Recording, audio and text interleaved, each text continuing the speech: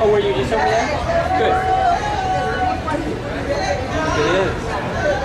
Yep. And then last year we, by chance, got that same spot, and this year we just asked for it to so people know where we're at. Yeah, it is. It's not, the best spot, but it's a little separated, so people, I think, are a little more likely to stop or in the middle of that front. I think they just kind of keep going.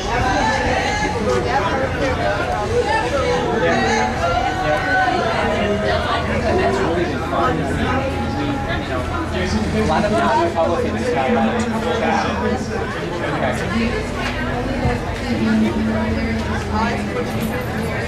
Okay, that's great.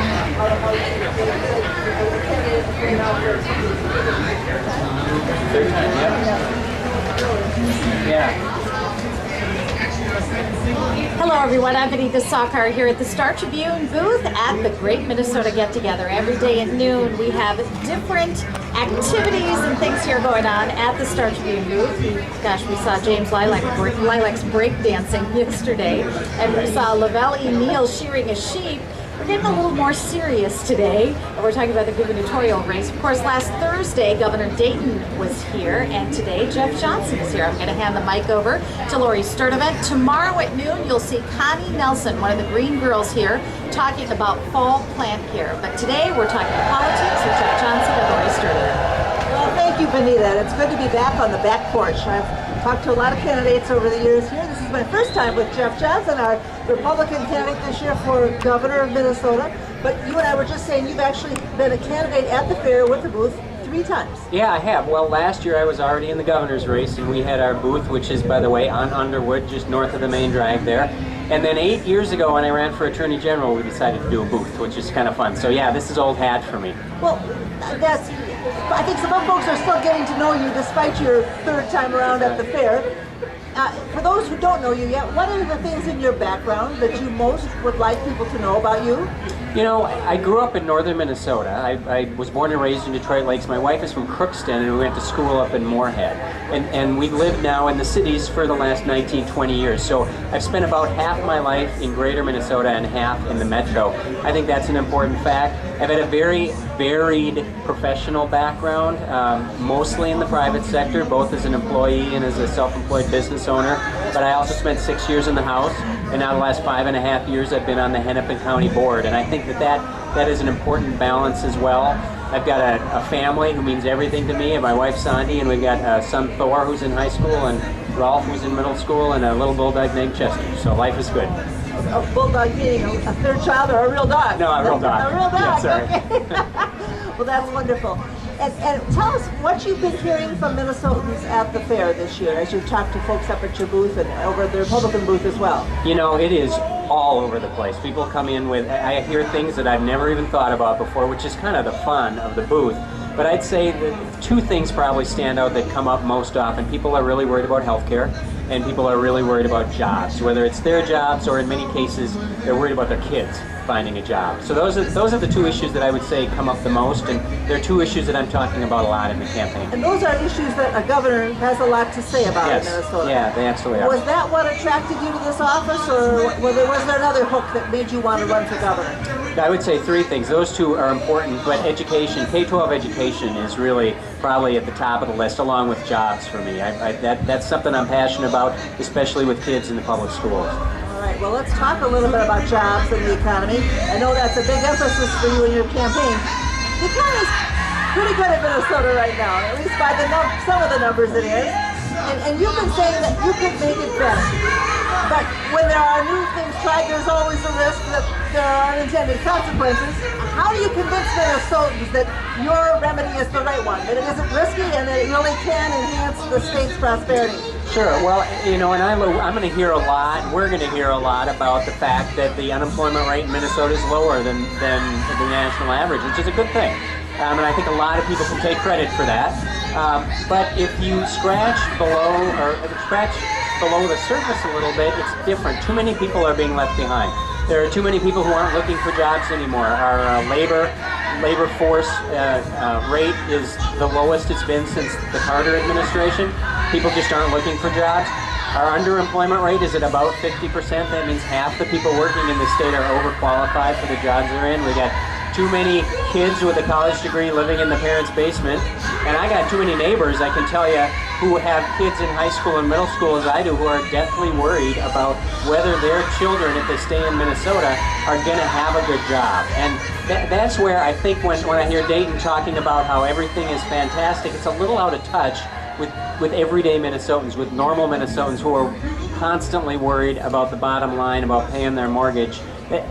That's not how it is for most people. They may say that top line number looks good, but to them they're very worried about jobs. And we just have to become more competitive, particularly with the states that surround us. Well, clearly being more competitive is part of the remedy. And tell me, on what measures would you want the state to be more competitive? What's the remedy here? Taxes. I think and it's not one tax, and it's not tweaking here and there. It's about tax reform, whole tax reform, whether it's the income tax, the corporate tax, property taxes, sales tax. I think we need to look at it all. That has been one of my bigger disappointments with the governor. When he was elected, he said, we are going to reform Minnesota's tax code to be more competitive. He spent 2 years preparing Minnesotans for that, and then he got the gift that any governor would love, which is total control by his party of the legislature, which doesn't happen very often in Minnesota. And in the end, there was no real reform. It was just a huge tax increase. And you can find bipartisan tax reform. I really believe that. So that's number one. Number two, and possibly equally important, are regulations in this state. That's what I hear from small business owners the most, is the fact that, especially if you're anywhere near a border, when you look at licensing, when you look at permitting and other environmental regulations, for example, it is just much more difficult to start up and survive as a business in Minnesota. If we want to be more competitive, we've got to be more in line with other states and start eliminating some of the regulations that aren't necessary. And can we do that without, many of these are environmental regulations, can we do that without damaging the environment? Well, I think we can, but I think it's more than just environmental regulations. I think a lot of farmers would complain about environmental regulations. Other small business owners, I hear more about the fees that are required to get a permit, or the amount of time it takes to get a license. Sometimes 6 months to a year, where they could walk over to North Dakota and get it in a week for a half or a tenth of the cost. Those things are all very changeable without hurting anyone, but would definitely make us more competitive. Well, say a little more about what you would do with taxes, since that's always a politically touchy topic. The governor claimed last week when he was here that his changes in the tax code have made it fairer. Would you agree with that? I'm not sure I'd agree with that. They've certainly made it higher.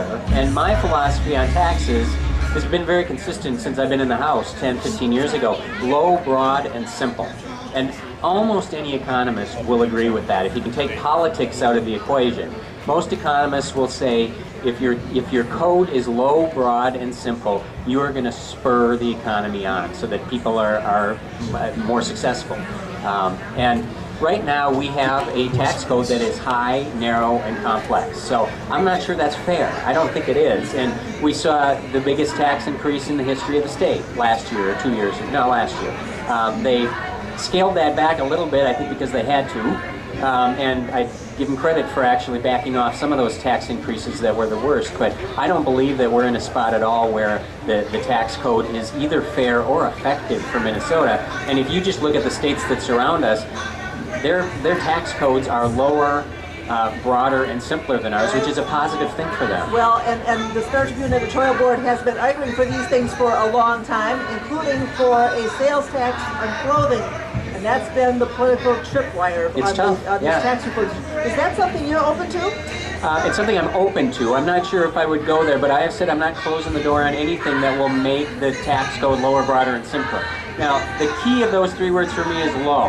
That's the first piece. So if we are going to do anything to expand, it's going to have to be at the very least revenue neutral, if not better than that. But I think we've got to be open to every possible change, and I think we have to rewrite our tax code, not just tweak it around the edges. Well, in fact, now, let me go back to fairness. A strong fairness argument was made in favor of raising taxes on upper-income Minnesotans. Do you agree that that did make the code fair, or don't you see it that way? No, I didn't see it that way. I think that actually creating the fourth highest top rate in the country, and we have one of the highest overall income taxes in the country. I'm not sure that that's fair, and it's certainly not positive if we want to create better jobs in the state of Minnesota. We have, the last 4 years, according to the Kauffman Foundation, which is a national nonpartisan nonprofit, they measure the creation of new businesses in the country. Minnesota over the last 4 years ranks dead last per capita for creation of new businesses, not jobs, but businesses. 51st, even DC is in front of us. That is not a recipe for a vibrant future for Minnesota, where our young people are finding good jobs rather than minimum wage jobs. A lot of that has to do with the tax code. Are you hearing much about property taxes, which have always been another consistent sore subject for Minnesota? I am. I'm on the Hennepin County Board, so I hear a lot about property taxes because they're high in Minnesota and they're high in Hennepin County. And I think there are things. There was a working group, a bipartisan working group that was put together, I think 2 years ago, maybe 3 years ago. It was headed by a Dakota County commissioner who's a Democrat and had both Democrats and Republicans. They spent a year coming up with some comprehensive ideas about how to make the property tax system simpler and more fair. I didn't agree with everything in that report, but I agreed with much of it, and it was bipartisan, and unfortunately, it's on a shelf somewhere. No one touched it because I think it was politically too difficult, just like, frankly, the Vekich report under the Valenti administration. I didn't agree with everything, but it had some good ideas, and it got stuck on the shelf because it was politically too risky or dangerous. What's the point of doing these things if we don't actually start implementing them? So there are bipartisan changes we could make to simplify the property tax in Minnesota, and probably to make it a little less onerous on property owners in the state. So it sounds like in a Johnson administration, we would not just be talking about tax tweaks, but real tax reform. Absolutely, and I think we can do that. You know, I'm a Republican governor. I'm guaranteed to have a DFL Senate. I don't know what the House will be.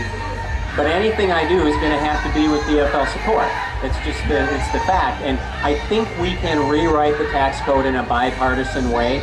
Maybe not exactly the way I want, but at least in a way that enough of us can agree to move us forward and really start spurring this economy. Before we stop talking about property taxes, let me ask you about one thing I've been hearing from some Republican candidates, and I don't know for sure what your view is.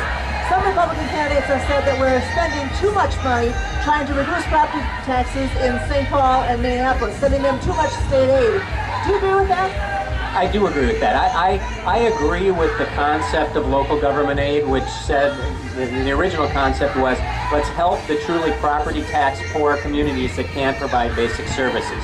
I don't think it's fair to argue that Minneapolis and St. Paul fall into that category. So what I would like to see is to change the formula to try to focus those LGA dollars more on mostly the rural communities, maybe some of the inner-ring suburbs who are property tax poor and really can't afford to keep up their roads or can't afford to have a police force or a fire department that is adequate. So yeah, I do believe they're getting a bit more than they should.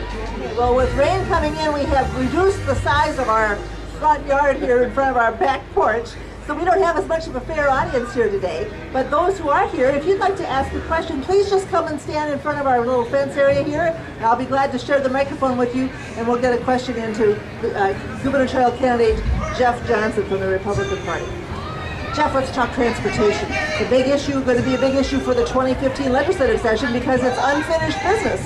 We have been hearing for quite some time, certainly since 2012, that the state needs to spend more just to keep up with the needs of our current system, let alone upgrade it. The report I saw, a bipartisan report, said we're short in our spending $1 billion a year, a big number. Do you agree that that's a fair assessment, and how is Minnesota going to find that kind of investment money?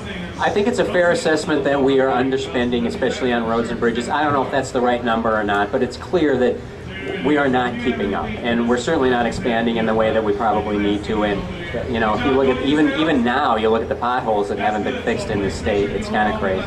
I am not a believer. In fact, I think the governor and I might agree on this, or we did before. I don't believe we need to raise the gas tax. I don't happen to believe that we need to raise taxes, period, especially after the biggest tax increase in history last year, and spending going from $30 billion a biennium at the end of Valenti's administration to $40 billion a biennium now. It's not a question of whether we have enough resource in government. We have plenty, but we don't do a very good job of prioritizing, I don't believe. When it comes to transportation, I think that's one of the best examples we have. And you know, I'm not some people have said you're anti-train. I'm not anti-train. I rode a train every day when I lived in Chicago and frequently when I lived in D.C. But we are a different place than Chicago or D.C., and we always will be. People rely more on their cars and work more out in the suburbs.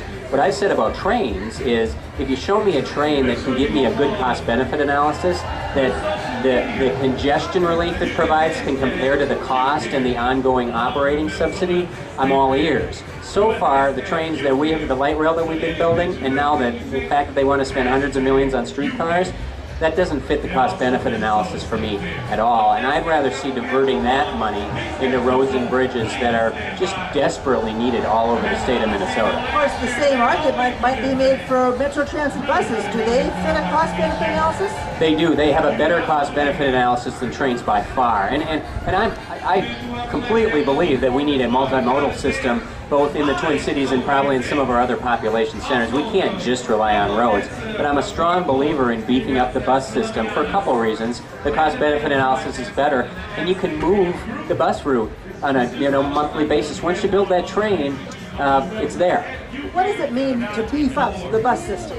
I think we should have more BRT, bus rapid transit. I think there are some options where we're talking about light rail trains, where bus rapid transit would be a fraction of the cost and a fraction of the subsidy and could carry as many people. I know buses aren't as sexy as trains, and I know Portland has trains, so we need trains, but I don't think it's a very efficient use of money. And when you actually look at the cost-benefit analysis, it just doesn't compare to a bus system. But would cutting back on light rail, or not building the next light rail lines that have been proposed, solve this larger transportation problem? No, absolutely not. And I think what we need to do, I think it's about priorities not just within transportation, but overall. And I think you can move some money around, certainly, especially when we've seen the increase of the last couple of years. But also, I am a believer that we should start devoting more of our bonding bill, and this might require a constitutional change, but part of our bonding bill to roads and bridges. And I actually was able to watch part of your interview with the governor, and the governor's response to that was, well, they actually want to have a smaller bonding bill and now want to devote more to roads and bridges. That means, when we had $3 billion in requests, we were only able to do $1.1 billion, and that's crazy. I think he said that's a fantasy world to think we could do that, and that is just a basic fundamental difference between us. I think government should have to make tougher choices. I don't think we're doing that right now. I think we are funding as much as humanly possible, and we kind of have this philosophy of more money and good intentions is good enough for the future, and I don't think that's bringing us forward. So just like every family in the state, yes, government should have to say no, probably more often than we are now. I think roads and bridges are at the very top of the priority list with a couple of other things, and I would love to see a larger percentage of our bonding, of our borrowing, devoted to the roads that our kids and grandkids are going to be using down the road. And you say you are willing to go to a constitutional amendment to make that possible? Yeah, I think that's probably the only way we could do it, and so that, that's going to put us off a couple of years, but I think that's something I would absolutely support. The gas tax, you said you don't see a need for a gas tax increase. That's been the workhorse for funding roads and bridges since it was first imposed, I think, back by constitutional amendment in 1924. But it's got a bucket with a hole in the bottom right now, as we have increasing fuel economy in our vehicles, and as the next generation doesn't seem as interested in driving. Should the gas tax be changed to something else, a mileage tax, a wholesale tax on gas? What are some of your ideas about that? There are, and I don't love some of them, but that goes to the whole tax code. I think we ought to be open to looking at how we tax people and how much we tax people. And if there is I'm open to looking at other ways of doing it, because you're exactly right.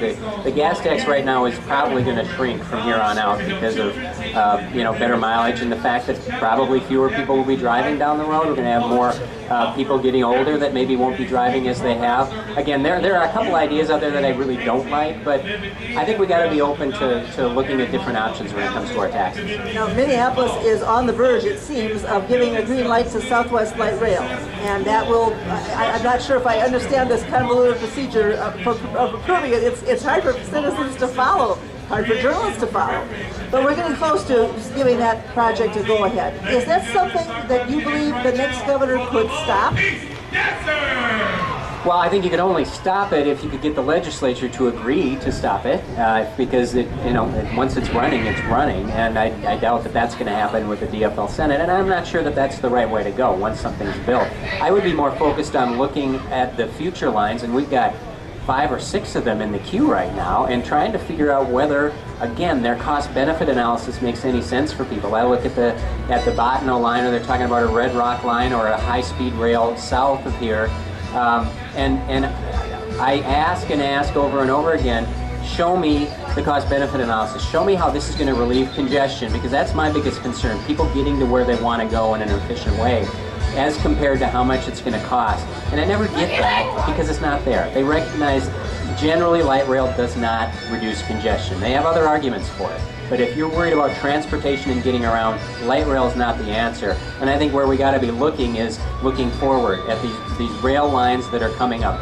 I would love to stop Southwest because I think it's a very inefficient use of taxpayer dollars. But that one did pass some federal formula for a positive cost-benefit analysis. Based on the federal formula, which I wouldn't agree with. When I'm talking cost-benefit, I'm talking about, is it going to relieve congestion for people as compared to how much those people are going to pay for it. And Southwest, I think the estimate is it maybe takes 1.5% to 2% of the traffic off the roads.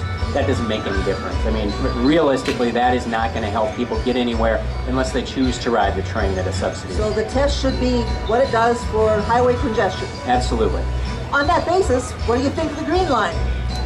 The Green Line is the St. Paul to Minneapolis. They just changed the names. Yes, that's right. Well, I mean, it's done. It's preposterously slow. I know. I go over to the Capitol frequently from Hennepin County. We got to stop right outside the government center. I will never ride that train because I can get there in 20 minutes, and I might have to pay $6 to park, where it's taking upwards of an hour now. So that line is there. It's moving. I think we at least have to look at making it more efficient. And then the problem was all of the stops. I mean, to get the buy-in, we had to have a stop every minute or so, and so it takes forever to get that. That's got to change if we want to keep that line running, or no one's going to ride it. Yeah, that's it. Well, if any of you would like to ask a question, you can just come right up here to our back porch fence, and I'll be glad to share the microphone with you. We're talking today to Jeff Johnson, the Republican candidate for governor this year.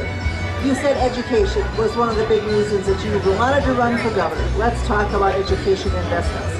As you know, the big worry, especially in the metro area, has been the large achievement gap between kids who are of the majority white race and children of color.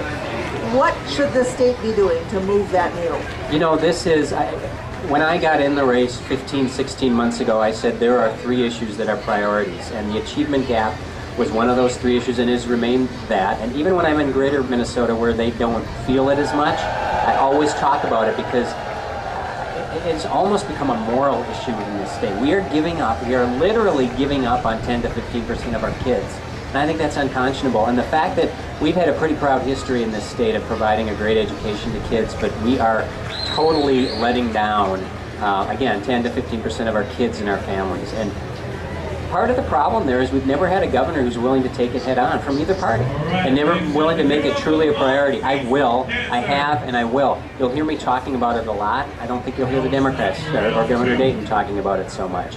And it comes down to several things. I think we need to empower parents, the parents that want to have an involvement, and not all do, and there's nothing government can do about that. But the ones who do, we've got to empower them to be able to change the school that their kids are already in. Not just give them vouchers to send them somewhere else. Most parents don't want to do that. They want to fix the schools that their kids are in. So we've got to give them the power to do that. I think more choice is really important, and I think more accountability for parents to see what's going on in the schools is important.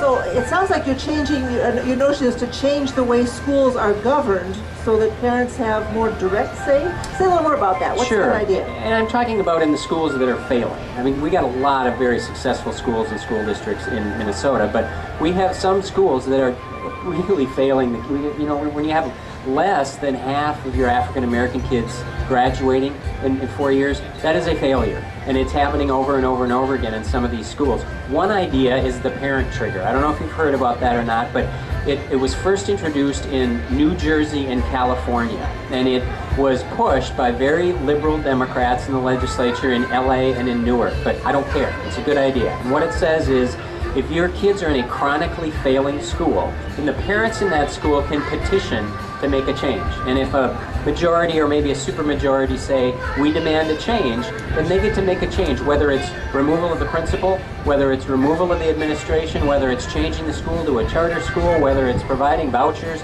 There's a menu of options, but the parents now have some real control of what's happening. Would they have hiring and firing authority, the parents? I don't know. That's the devil's always in the details about how much power you give them, but certainly you want to give them say about who's already there and whether they need to be replaced. We actually just saw this last year the opening of the first parent trigger school in Los Angeles. It's right in the middle of LA. I think it's the 24th Street Elementary School, where a couple of years ago the parents petitioned, and a vast supermajority of them said, this is not working, we need a better school. And they essentially replaced the entire administration. And now we've had 1 year, we haven't been able to measure it yet, but we should see very quickly whether that actually worked or not. And I think giving parents, I talk to parents in North Minneapolis, for example, frequently, especially on the county board. Many of them single mothers. They would give their left arm to send their kid to a better school or to change the school their kid's in, and we don't let them. We absolutely don't let them do it, and that just has to change. We don't let them. What about open enrollment that people heard so many years ago? Isn't that not working for people? It's working for some people, but there are great limits to that. Once a school fills up, they don't allow open enrollment anymore. And that goes to a bigger issue. Minnesota used to be the model for the country in education innovation. The entire country 30 years ago, 20 years ago, looked to us as we were doing things that no one else was. We were the first state to have universal public school open enrollment. We were the first. Amber Reichgott-Young carried the bill for charter schools. It was signed by a Republican governor, Arnie Carlson. Those were bipartisan ideas. I think we're still above average in Minnesota in education, but we're no longer the model. People around the country don't look to us for innovation and what's happening. They look elsewhere. And part of the problem is, and I hate to be partisan, but this is true, the DFL party, and particularly Mark Dayton, are joined at the hip with the leaders of the teachers union. And the teachers union leadership are making decisions about what our education policy should be, and they don't want to change the status quo because it's in their self-interest. And honestly, Governor Dayton is essentially letting them set our education policy, whether it's vetoing last in, first out, so schools can't hire and retain the most excellent teachers, which, by the way, is the most important thing we can do as government. Give schools and school districts the authority and the flexibility to hire and reward the very best possible teachers, and not keep the teachers who aren't as good as those excellent teachers. There are other examples, elimination of basic skills testing for teachers that probably isn't in the greatest interest of kids, and having the most excellent teachers, and other examples as well where the union leadership, when it comes to education, is setting this administration's education policy. That is not allowing us to be the model that we used to be in this country. We're at the State Fair with Republican gubernatorial candidate Jeff Johnson here at the back porch of the Star Tribune booth. We don't have very much space for visitors here, but if you would like to step up and ask a question, I'll be glad to share the microphone with you. Early education, let's talk a bit about that. My experience with the legislature is that early education is something that has kind of divided Republicans. Some say there's definitely a role for government to encourage people who need that extra help to get their kids ready for kindergarten, to have some state funding for that purpose. Others say, no, this is the family's business and the state should not interfere. What do you think about early ed and the state's role there? There's a program that they passed, and I think actually increased just this last year on a bipartisan basis again, which I thought was a good idea. It was a scholarship program for early education, and I think it started out at $5 million, and I think they bumped it up to $20 million. The problem with it is the education department, the Department of Education in Minnesota, has really made it less effective than it could be. I think they give great preference to state-run early childhood programs as opposed to what really most Minnesotans use, which is privately run. We should put them on the same footing. I think they've really reduced the flexibility of what can be done within those different early childhood education programs. So I would support that, and I think I would really push my education department to provide more flexibility and allow more parents to use this. So I think there can be a role. I think that is a good role. I know the governor, I believe I read the governor was talking about, starting to use K-12 education and pulling toddlers up into that, and providing money to our K-12 schools, and then mandating that they provide certain E to 5 education. I don't think that's a good idea at all. I think that should be separate. Our K-12 schools have plenty to worry about right now, and to try to turn them into E12 schools, I don't think is a wise move. I know you have been, because you care so much about the achievement gap, I know you've been following Generation Next, the big push that's happening primarily in Minneapolis, but I think also in St. Paul. And they've just recently proposed a screening of all kids at about age 3 that would help diagnose some early problems and direct them, the children who need help, to those early interventions. Is that something the state should get behind? I think it's a great idea. In fact, I think much of what they put out, especially about reading proficiency, is wonderful.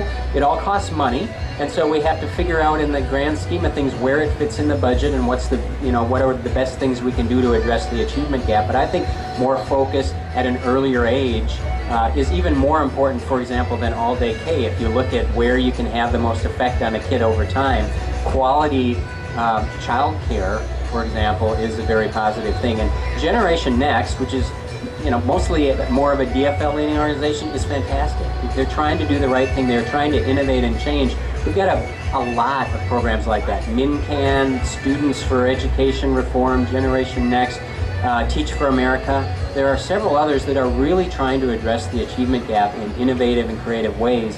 What they don't have right now is a leader in the governor's office who's willing to say, I'm going to work with you guys to get this stuff done. And in fact, Governor Dayton's going in the opposite direction from them. So I'm proud of these organizations, regardless of where they are on a partisan basis, because they're trying to help these kids and parents, and we've just got to be more aggressive. All right. Well, you said at the outset that one of the things you're still hearing a great deal about is health care.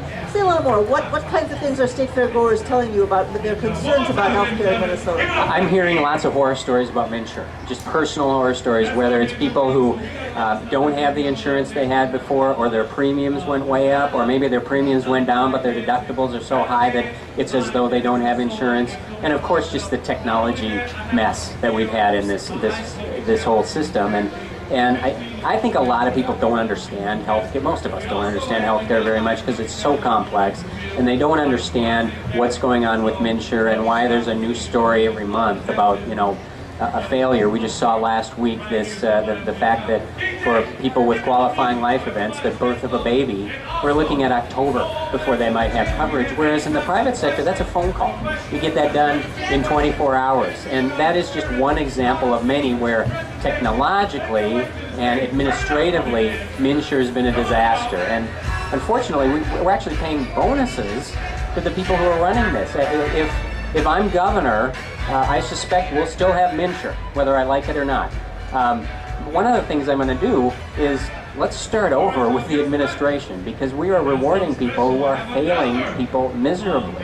And then I think we have to look at the board, which is an appointed all-powerful board, where they've essentially banned anybody who has real recent healthcare experience. And I don't think we should have the health plans running MNsure. I don't believe that at all. But I think having some people on that board who have been in the industry is a positive thing, who have some background in healthcare. And I also think we've given them a real pass on rulemaking. We're allowing them to set rules without the normal procedure that we allow for the public to have input. Those things all have to change if we want to see MNsure start performing at least a little better.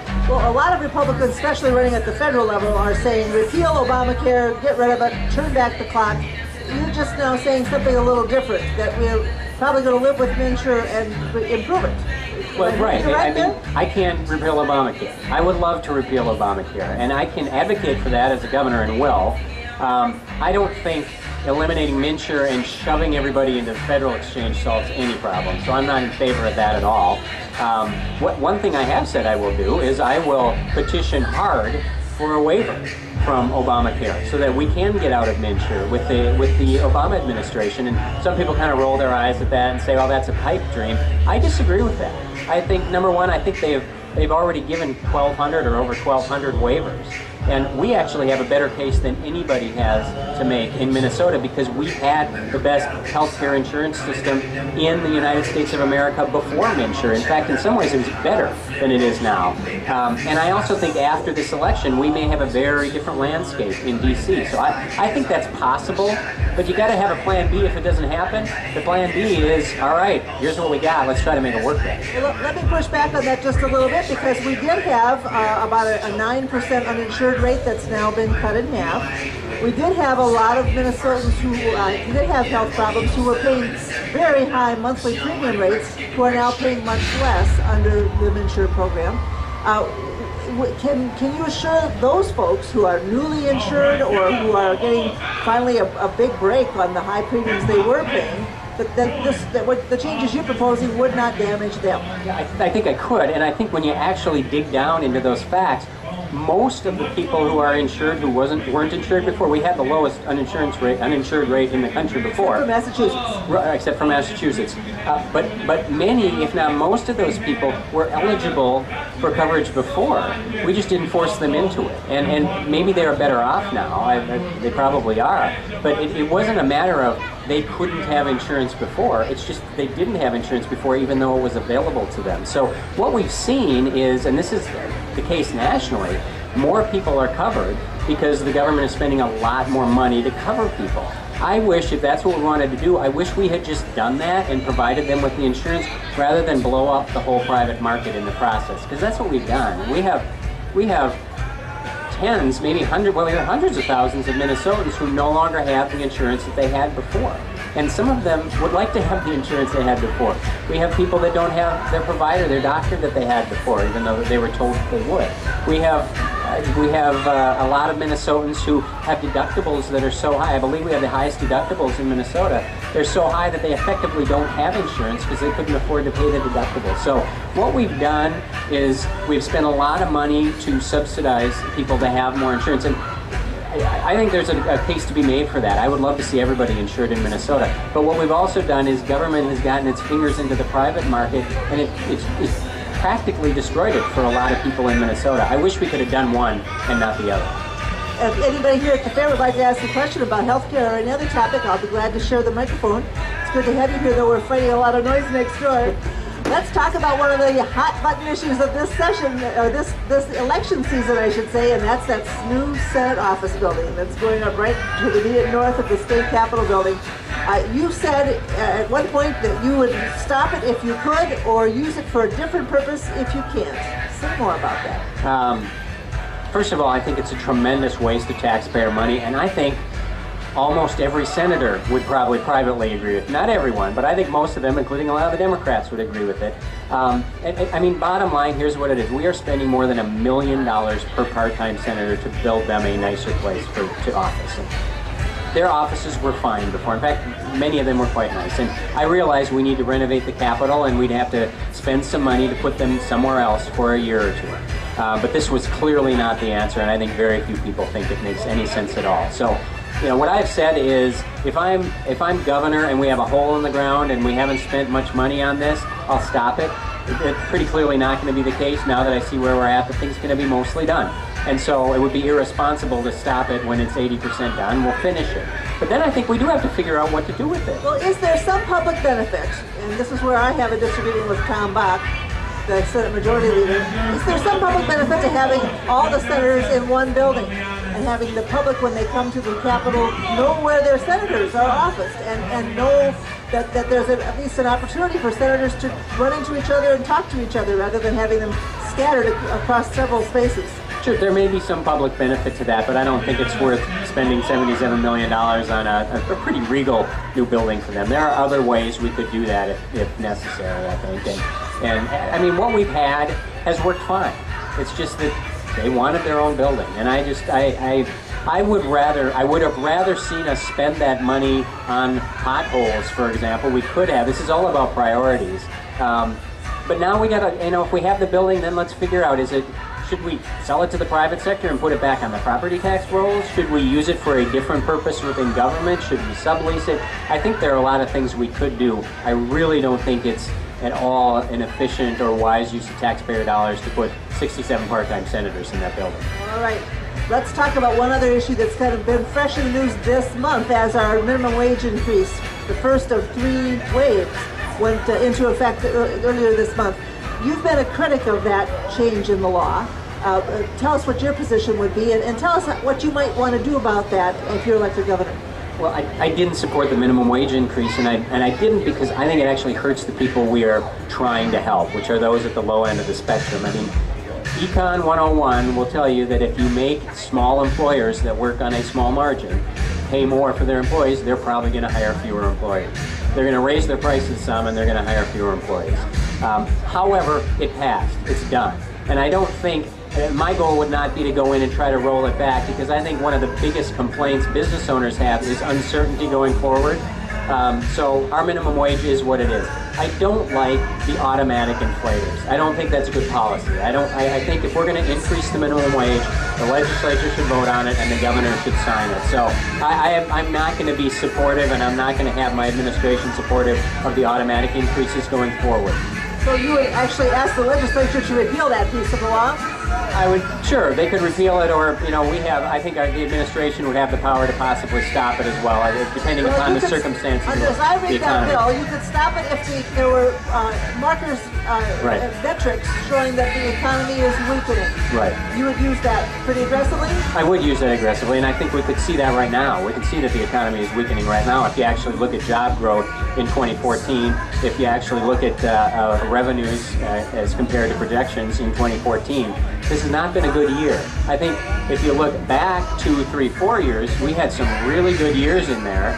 I think you could argue that that might have had something to do with a Republican budget the first 2 years. If you look at 2014, we have created in Minnesota 1,300, this is according to the Bureau of Labor Statistics, 1,300 non-government jobs in the entire year of 2014, now that the big tax increases have kicked in.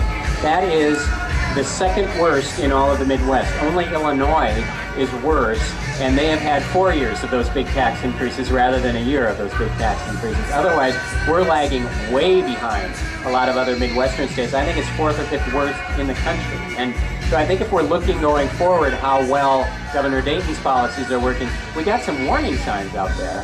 And I'd certainly factor that in when we're talking about the minimum wage. And let me add this too about, we've had this great focus on minimum wage, and I know that is important to some people, but our focus shouldn't be on minimum wage jobs. It should be on maximum wage jobs. It should be on creating jobs that can be careers for people. And we're actually losing those jobs in Minnesota. The last 3.5 years, we've lost 4 Fortune 500 headquarters under Governor Dayton. We've gone from 21 to 17 Fortune 500 headquarters. One a year on average. Those are career jobs. Those are maximum wage jobs that people won't have anymore. And as I mentioned, we're not creating new businesses in Minnesota. So, I think the focus should be more on how do we create good jobs that allow people to raise families and move up, rather than just the bottom of the scale. I'm curious, when you do that count of Fortune 500 jobs, is one of those Medtronic?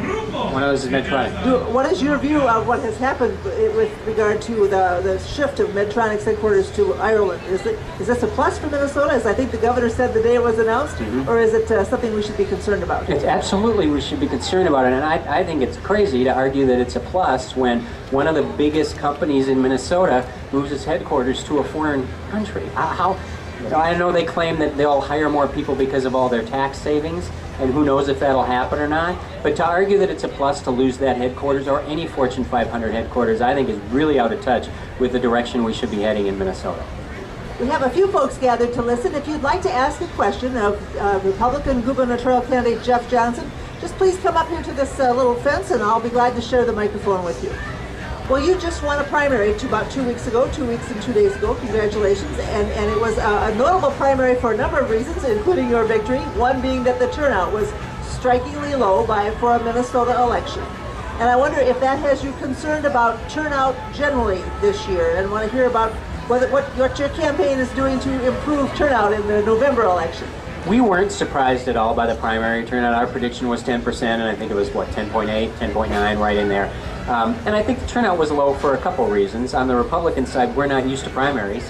We haven't had a competitive statewide primary in 20 years. And that one was, you know, a little bit of an anomaly too, because we had a sitting governor. We haven't had a more than 2 candidate Republican primary statewide, I'm told, since the 1920s. And so this was just different. Republicans aren't used to voting in primaries, and I talked to a lot of Republicans after the fact who didn't know we had one.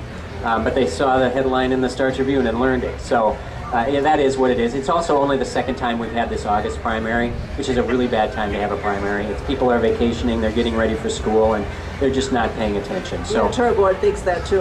What's that? The editorial board would agree with you on that. Yeah, and I would support a June primary, and I always have. I think we'd have better turnout then, and it changes the dynamics. So we expected this. I don't think it really has much to say about how engaged people are going to be after Labor Day when they start paying attention, and we're going to have a little bit lower turnout.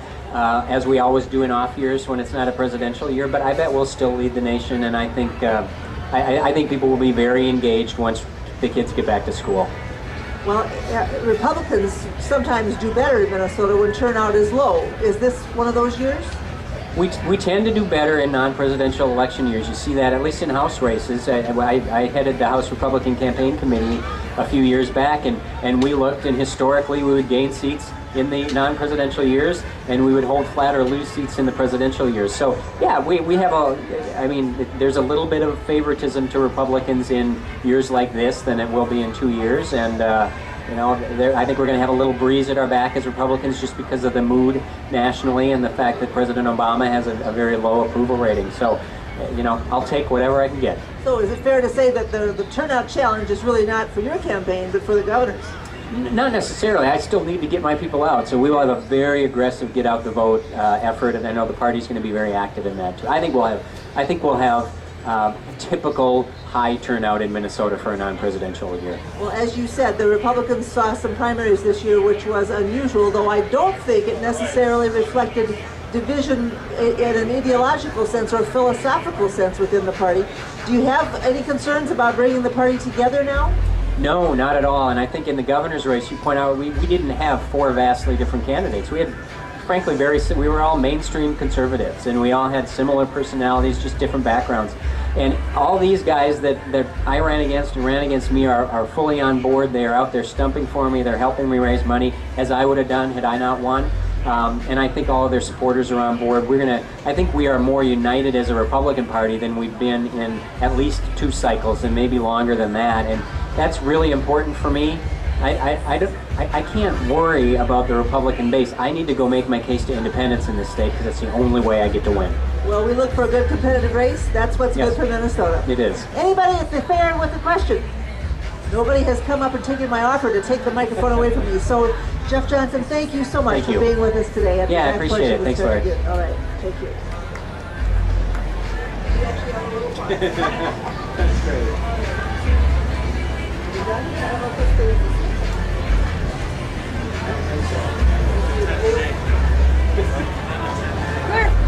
Well, thank you so much. Thank you for doing this. Thank you.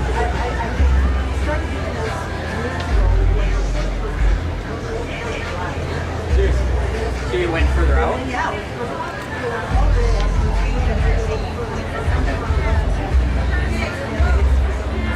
So you had a little forum.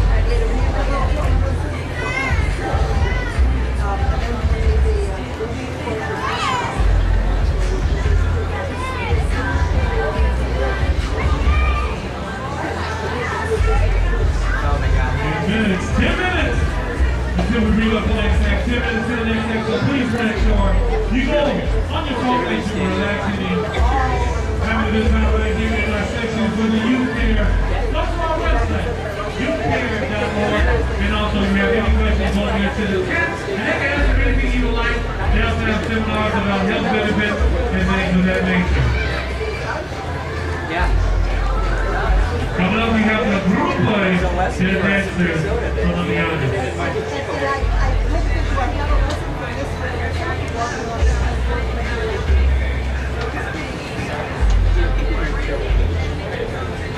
I think they're good. I'm not even.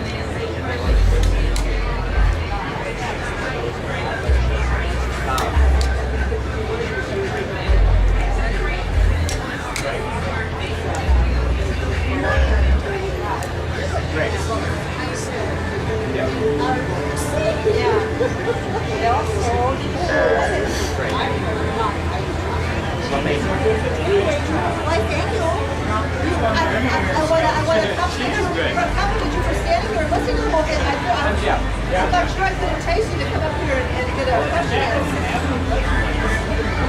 You need to drop a bomb on me. Thank you for not doing that. Oh, you do? Yeah.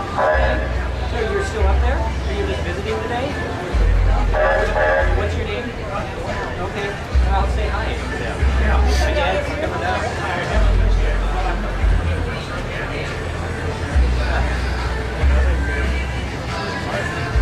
Oh my gosh.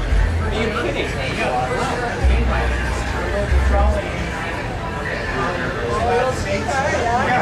That's 61 years. That's a long time.